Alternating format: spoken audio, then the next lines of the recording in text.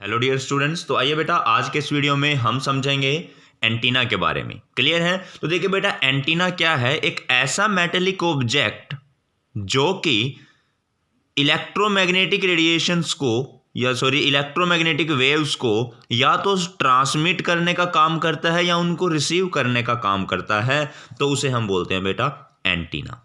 Clear है? It is an metallic object which either transmit या radiate the electromagnetic waves और receive them. या तो उनको आगे ट्रांसमिट करेगा, रेडिएट करेगा या उनको रिसीव करेगा। क्लियर है बेटा? तो ये जनरली एक वायर भी हो सकती है, जो जनरली एक वायर है वो भी एंटीना का काम कर सकती है। क्लियर है? वायर या फिर यूं कहें collection of the wires. Clear? तो उसको हम क्या बोलते हैं बेटा? एंटीना। अब एंटीना दो टाइप का होता है, एक तो होता है बेटा ट्रांसमिटिंग एंटीना और एक होता है आपका रिसीविंग एंटीना। जो ट्रांसमिटिंग एंटीना है ये क्या करता है? It convert electrical energy into electromagnetic wave. ये इलेक्ट्रिकल एनर्जी को इलेक्ट्रोमैग्नेटिक वेव्स में कन्वर्ट कर देता है और आगे सेंड कर देता है। क्लियर है? रेडिएट कर देता है उनको। फिर दूसरा होता है बेटा रिसीविंग एंटीना। रिसीविंग एंटीना क्या काम करता है? ये इलेक्ट्रोमैग्नेटिक वेव्स को इलेक्ट्रिकल एनर्जी में कन्वर्ट करता है। इलेक्ट्रोमैग्नेटिक वेव्स को इलेक्ट्रिकल एनर्जी में कन्वर्ट कर देता है। क्लियर? तो ये हमारे पास दो टाइप के एंटीना थे, एक ट्रांसमिटिंग और एक रिसीविंग। क्लियर है? तो चलिए आगे देखते हैं।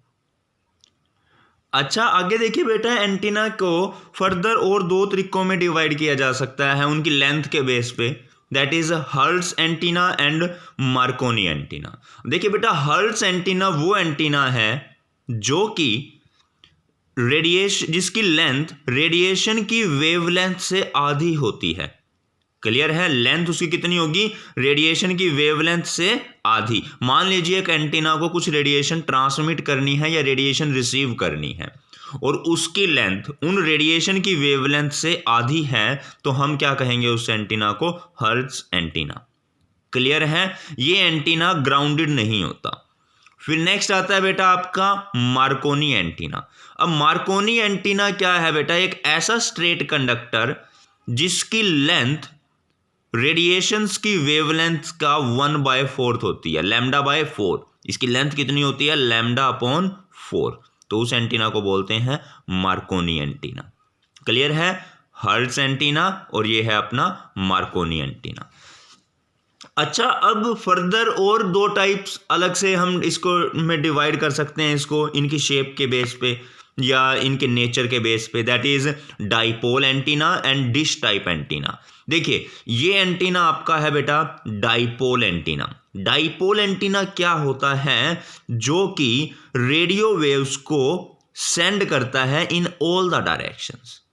ये बेटा वेव्स को इसने देखिए हर एक डायरेक्शन के अंदर रेडिएशन सेंड कर रहा है ये। तो इस एंटीना को क्या बोलते हैं? डाइपोल एंटीना, या दूसरा नेम है ओमनी डायरेक्शनल एंटीना। क्लियर? और जो नेक्स्ट है आपका that is dish type antenna. Dish type antenna का दूसरा नेम होता है बेटा डायरेक्शनल एंटीना। तो ये है अपना डिश टाइप एंटीना। मतलब ये पर्टिकुलर रेडिएशंस को पर्टिकुलर डायरेक्शन में सेंड करता है, या यूं कहें पर्टिकुलर डायरेक्शन में रिसीव करता है। क्लियर है? रेडिएशंस को, तो इसको बोला जाता है डिश टाइप एंटीना। जैसी हमारी डिश होती है ना, उस तरह का होता है ये डिश टाइप एंटीना। और ये अपना है कैसा? Dipole antenna. तो क्लियर है बेटा? आपको इनके बारे में समझ में आया होगा। अब देखिए, डिश टाइप एंटीना में यहां पर क्या होता है जनरली बेटा जैसे मान लीजिए आपके यहां पर कुछ इस तरफ सारे के सारे सिग्नल आएंगे। सपोज कीजिए ये रिसीविंग एंटीना है अगर, तो यहाँ पर जितनी भी रेडिएशंस आएंगी वो सारी की सारी रिफ्लेक्शन के बाद एक ही पॉइंट पर आकर के मिल जाएंगी। क्लियर है? ये तो है आपका डिश टाइप है, यानी ये पॉइंट क्या होता है? फोकस। क्लियर है? रिफ्लेक्टर का फोकस बोलते हैं इसको।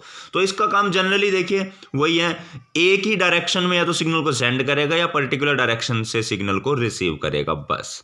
ये है अपना डिश टाइप एंटीना। इसका दूसरा नेम है डायरेक्शनल एंटीना। तो चलिए बेटा, ठीक है, ये इस वीडियो में हमने केवल एंटीना के बारे में समझा। नेक्स्ट वीडियो में हम समझेंगे मॉड्यूलेशन और इसकी नेसेसिटी के बारे में। क्लियर है? तो चलिए मिलते हैं अपने नेक्स्ट टॉपिक के साथ नेक्स्ट वीडियो में, तब तक के लिए bye bye, thank you and have a nice day.